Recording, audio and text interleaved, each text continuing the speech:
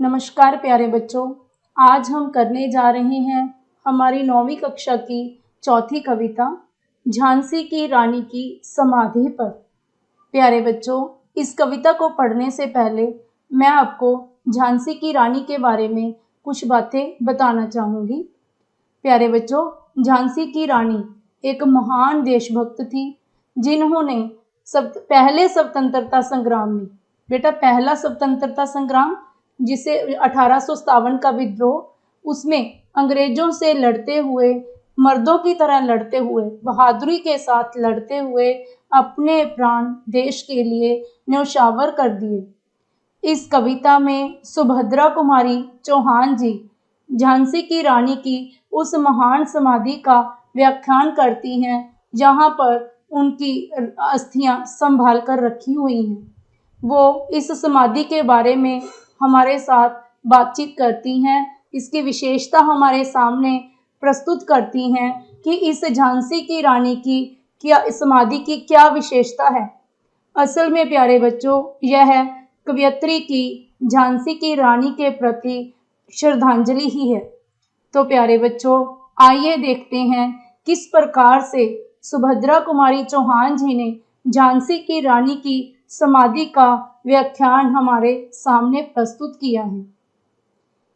इस समाधि में छिपी हुई है एक राख की ढेरी, जलकर जिसने स्वतंत्रता की दिव्य आरती फेरी। यह समाधि जय लघु समाधि है झांसी की रानी की, अंतिम लीला स्थली यही है लक्ष्मी मर्दानी की। यहीं कहीं पर बिखर गई वह भगन विजय माला सी, उसके फूल जहां संचित हैं यह स्मृतिशाला सी।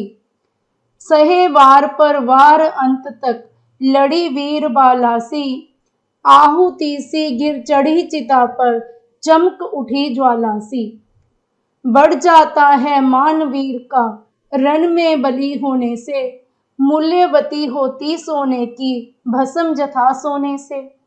रानी से भी अधिक हमें अब यह समाधि है प्यारी, यहाँ निहित है स्वतंत्रता की आशा की चिंगारी।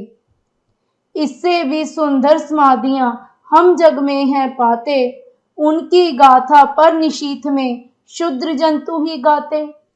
पर कवियों की अमर गिरा में इसकी अमिट कहानी स्नेह और श्रद्धा से गाती है वीरों की वाणी। बूंदे ले हर बोलों के मुख हमने सुनी कहानी, खूब लड़ी मर्दानी थी वह थी झांसी वाली रानी। खूब लड़ी मर्दानी वह थी झांसी वाली रानी। यह समाधि यह चिर समाधि है झांसी की रानी की, अंतिम लीला स्थली यही है लक्ष्मी मर्दानी की। तो प्यारे बच्चों, यह था इस कविता का रसानुवादन। इसके एक बार आपको पता ही है, जिस बच्चे ने भी पहले मेरी वीडियो देखी होगी, कि मैं पहले पूरी कविता का गायन करती हूँ ताकि इसमें छिपे हुए रस की अनुभूति हम सबको हो सके। प्यारे बच्चों, यह कविता वीर रस से ओतप्रोत है। आइए अब हम इस कविता के अर्थ जान लेते हैं। तो मैंने आपको बता ही दिया कि यह कविता सुभद्रा कुमारी चौहान जी द्वारा लिखी गई है। तो जब भी हम इसे लिखेंगे, इसकी सप्रसंग व्याख्या करेंगे, तो सबसे पहले हम, चाहे हमें कौन सा भी पद्यांश आ जाए, तो हम क्या लिखेंगे? यह पंक्तियां हमारी हिंदी की पाठ्य पुस्तक में संकलित कविता झांसी की रानी की समाधि पर में से ली गई हैं। यह कविता सुभद्रा कुमारी चौहान जी द्वारा लिखी गई है। किसके द्वारा लिखी गई है बच्चों?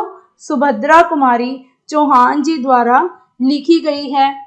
इस कविता में उन्होंने प्रथम स्वतंत्रता संग्राम की वीरांगना रानी लक्ष्मीबाई को स्मरण किया है, या फिर ये कह सकते हो कि इस कविता में उन्होंने रानी लक्ष्मीबाई को अपनी श्रद्धांजलि अर्पित की है और उनकी समाधि के ऊपर प्रकाश डाला है, या समाधि का वर्णन किया है कि उनकी समाधि कैसी है। इस समाधि के माध्यम से भी वह हमारे सामने रानी लक्ष्मीबाई के महान व्यक्तित्व के ऊपर प्रकाश डाल रही हैं। तो आइए बच्चों, इसकी व्याख्या देखते हैं। सबसे प्रथम हमारा पद्यांश। इस समाधि में छिपी हुई है एक राख की ढेरी, जलकर जिसने स्वतंत्रता की दिव्य आरती फेरी। कवयित्री झांसी की रानी की समाधि की ओर संकेत करके जब उसकी बात करते हुए कहती हैं कि इस समाधि में एक ऐसी राख की ढेरी छिपी हुई है जिसने स्वयं जलकर अब हमारे देश की आजादी की आरती उतारी थी। बेटा, राख की ढेरी क्यों कहा है? हम सभी जानते हैं कि मृत्यु के पश्चात जब किसी का भी दाह संस्कार किया जाता है तो वो क्या बन जाता है? शरीर राख बन जाती है। तो इस समाधि में भी क्या है? एक ऐसी राख की ढेरी है। उसकी विशेषता क्या है इस राख की ढेरी? राख की ढेरी तो सभी बनते हैं, लेकिन इस राख की ढेरी की विशेषता क्या है कि इसने देश की स्वतंत्रता की स्वयं अपनी आहुति देकर आरती उतारी थी। अपने आप को न्यौछावर करके, अपने प्राण देकर अब हमारी भारत माता की दिव्य आरती उतारी थी। यह समाधि, यह लघु समाधि है। लघु का अर्थ होता है बेटा छोटी। झांसी की रानी की अंतिम लीला स्थली यही है, लक्ष्मी मर्दानी की। तो कवयित्री कहती हैं कि यह समाधि एक बहुत छोटी सी समाधि है। कौन सी समाधि? झांसी की रानी की जो समाधि है ये बहुत छोटी सी है, लेकिन यह उनके जीवन के अंतिम पलों की स्थान है, जहां पर वह अंग्रेजों के साथ युद्ध करते हुए, मर्दों की तरह लड़ते हुए शहीद हो गई थी।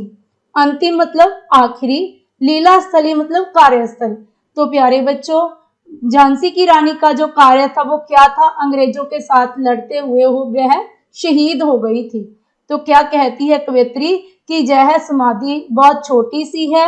यह मर्दानी, लक्ष्मी मर्दानी यानी कि वीरांगना लक्ष्मीबाई जो अंग्रेजों के साथ मर्दों की तरह लड़ी, उनकी यह अंतिम कार्यस्थल है।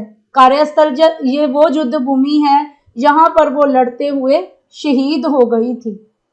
यहीं कहीं पर बिखर गई वह भगन विजय माला सी, उसके फूल यहाँ संचित हैं यह समृद्धिशाला सी। यहीं कहीं पर यानी कि समाधि के आसपास की समाधि की बात करते हुए कवयित्री कहती है कि जिस प्रकार एक विजय माला, फूलों की माला टूटकर बिखर जाती है, उसी प्रकार वह विजय माला के समान यहीं पर लड़ते लड़ते बिखर गई थी, यानी कि यहाँ पर उनकी मृत्यु हो गई थी। उनके फूल यानी कि उनकी अस्थियां आज भी यहाँ पर निहित हैं, एकत्र करके रखी गई हैं और यह उनकी स्मृतिशाला यानी कि यादगार है। सहे वार पर वार अंत तक लड़ी वीर बालासी, यहाँ पर उन्होंने अंग्रेजों के साथ युद्ध करते हुए अपने अंतिम सांस तक वीरों की तरह वो लड़ी और अपने शरीर पर अनेकों वार सहे। सहे वार पर वार अंत तक लड़ी वीर बालासी, यहीं पर उन्होंने अपने शरीर पर अंत तक, अपनी अंतिम सांस तक वार सहे और वीरों की तरह लड़ती रही, बिल्कुल भी निर्भय, बिल्कुल भी भयभीत नहीं हुई। आहुति सी गिर चढ़ी चिता पर चमक उठी ज्वाला सी, जिस प्रकार बेटा हम यज्ञ में आहुति डालते हैं, इस प्रकार वह अपनी चिता पर स्वयं आहुति के समान जा चढ़ी और एक ज्वाला की तरह, रोशनी की तरह चमक उठी। बढ़ जाता है मानवीर का रण में बलि होने से, मूल्यवती होती सोने की भस्म जथा सोने से। आगे वीरों के गुणों का व्याख्यान करती हुई कवयित्री कहती हैं कि युद्ध में शहीद हो जाने से, स्वतंत्रता संग्राम में युद्ध में शहीद हो जाने से वीरों का मान बढ़ जाता है। जिस प्रकार सोने की भस्म सोने से अधिक कीमती होती है, मूल्यवती यानी कि कीमती, मूल्यवान, उसी प्रकार जो वीर होते हैं, जो शहीद हो जाते हैं, उनका मान और भी बढ़ जाता है। रानी से भी अधिक हमें अब यह समाधि है प्यारी। बेटा क्या कहती हैं कवयित्री, ध्यान से पढ़िए। रानी से भी अधिक हमें अब यह समाधि है प्यारी, क्योंकि रानी तो अब हमारे पास है ही नहीं, वो तो देश के लिए शहीद हो गई, वो लेकिन वो हमारे दिल में अमर है, हम सभी के भीतर जिंदा है। तो क्या कहती है कवयित्री की रानी से भी अब हमें अधिक कुछ प्यारा है, तो ये समाधि प्यारी है। क्यों समाधि प्यारी है? क्योंकि यह हमें रानी लक्ष्मीबाई की सदा सदा के लिए याद दिलाती रहेंगी और उन्हें कभी भी भूलने नहीं देंगी। यहाँ निहित है स्वतंत्रता की आशा की चिंगारी। और किस लिए प्यारी है यह समाधि हमें? क्योंकि यहाँ पर देश की आजादी की जो पहली आशा की किरण थी, उसकी चिंगारी यहीं पर निहित है, समाई हुई है। यानी कि जो स्वतंत्रता संग्राम हुआ था, पहला स्वतंत्रता संग्राम 1857 का, वहीं से असल में वास्तविकता में हमारे देश की आजादी की लड़ाई की शुरुआत हुई थी। उससे पहले लोगों में इतनी चेतना नहीं थी, लेकिन इसी संग्राम के बाद लोगों में जागृति आई और उन्होंने विभिन्न माध्यमों से अंग्रेजों का विरोध करना शुरू किया। तो इसलिए हमें रानी की समाधि रानी जी से अधिक प्रिय है, क्योंकि उनकी समाधि में देश की आजादी की आशा की चिंगारी समाई हुई है। इससे भी सुंदर समाधियां हम जग में हैं पाते, उनकी गाथा पर निशीथ में शूद्र जंतु ही गाते। आगे कवयित्री कहती हैं कि इस जग में, इस संसार में बहुत सी सुंदर सुंदर समाधियां मौजूद हैं, लेकिन उन समाधियों की गाथा रात्रि में, निशीथ में, रात्रि में छोटे छोटे जीव जंतु ही तो गाते हैं। पर कवियों की अमर गिरा में इसकी अमिट कहानी। लेकिन जो झांसी की रानी की समाधि है, उसकी जो वाणी है वो कवियों की वाणी में अमर है। उसकी जो याद है, उसकी जो कहानी है, वो कवियों की गाथा में, कवियों की वाणी में अमर है, कभी ना मिटने वाली है। स्नेह और श्रद्धा से गाती है वीरों की वाणी, और ऐसे वीरों की वाणी को बहुत ही स्नेह, प्यार यानी कि और श्रद्धा के साथ गाया जाता है। आगे देखते हैं। बुंदेले हर बोलों के मुख, हमने सुनी कहानी, खूब लड़ी मर्दानी बैठी झांसी वाली रानी। कवयित्री कहती है कि हमने बुंदेलखंड के जशोगान करने वाले, एक कबीले को बुंदेले बोला जाता है बेटा, हमने बुंदेलों के मुख से यह कहानी सुनी है कि झांसी वाली रानी मर्दों की तरह अंग्रेजों के साथ खूब डट कर लड़ी। बेटा, उन्हें मर्दानी इसीलिए कहा जाता है कि वह अंग्रेजों के साथ युद्ध में मर्दों की भांति बहादुर वीरों की तरह लड़ी थी। यह समाधि, यह चिर समाधि है झांसी की रानी की, अंतिम लीला स्थली यही है लक्ष्मी मर्दानी की। तो कवयित्री कहती है कि यह समाधि झांसी की रानी की समाधि है, यही उनके अंतिम युद्ध की यादगार है, स्थल है, जो युद्ध में अंग्रेजों के साथ मर्दों की भांति बहादुर वीर की तरह लड़ी थी। तो बच्चों, ये 2 बार लाइन हमारी कविता में आई है, अंतिम लीला स्थली यही है। मैं बार बार आपको बता रही हूँ, अंतिम का मतलब होता है आखिरी, लीला स्थली का मतलब होता है वो कार्य जिसे हम कार्य स्थान, जिसे करते हुए कोई व्यक्ति प्राण त्याग देता है। तो लक्ष्मीबाई, मर्दानी लक्ष्मीबाई अंग्रेजों के साथ युद्ध करते हुए शहीद हो गई थी, और ये समाधि जो है वो उसी स्थान पर बनी हुई है। यहाँ पर उन्होंने अंतिम बार अंग्रेजों से मर्दों की तरह युद्ध लड़ा था। प्यारे बच्चों, मुझे पूरी उम्मीद है कि आप इसके अर्थ अच्छे से समझ गए होंगे और आपको इसकी रसानुभूति भी हो गई होगी। तो बच्चों, आगे देखिए, जो मैंने आपको अर्थ बताए हैं वो सभी यहाँ पर दिए हुए हैं। तो आगे हम इसके प्रश्नोत्तर देख लेते हैं। समाधि में छिपी राख की डेरी किसकी है? समाधि में छिपी राख की डेरी लक्ष्मीबाई जी की है, या फिर कहोगे झांसी की रानी की है। किस महान लक्ष्य के लिए रानी लक्ष्मीबाई ने अपना बलिदान दिया? देश की आजादी के लिए, या देश की स्वतंत्रता की प्राप्ति के लिए रानी लक्ष्मीबाई ने अपना बलिदान दिया। रानी लक्ष्मीबाई को कवयित्री ने मर्दानी क्यों कहा है? तो ये मैंने आपको 3-4 बार बता भी दिया है कविता में। मर्दानी इसलिए कहा गया है उन्हें क्योंकि उन्होंने अंग्रेजों के साथ मर्दों की भांति खूब बहादुरी से युद्ध किया था। रण में वीर गति को प्राप्त होने से वीर का क्या बढ़ जाता है?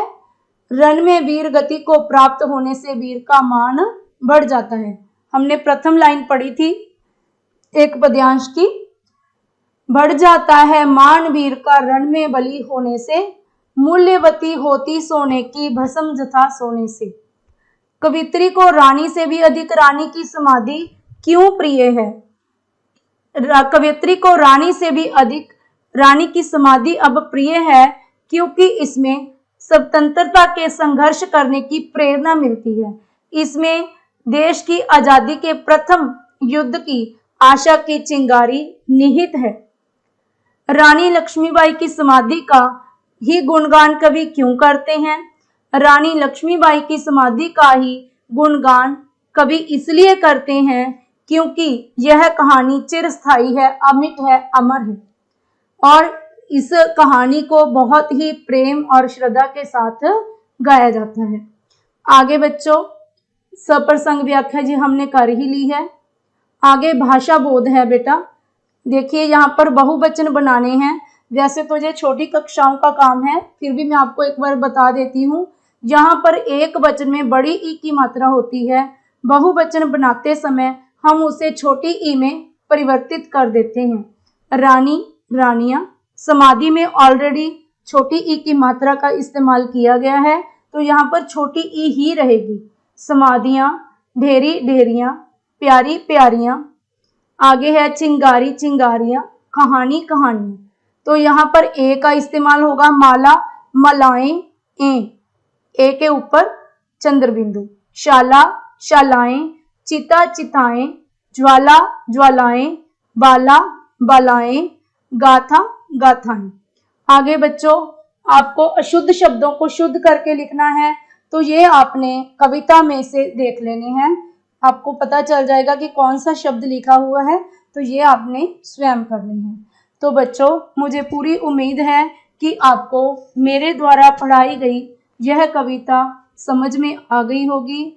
तो बच्चों जिन्हें भी यह कविता पसंद आई हो, ज़्यादा से ज़्यादा लाइक करें, शेयर करें और मेरे चैनल को सब्सक्राइब करना ना भूलें।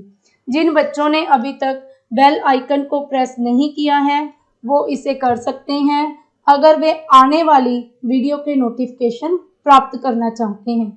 तो बच्चों बहुत बहुत धन्यवाद। आगे मिलते हैं फिर एक नए पाठ के साथ। तब तक के लिए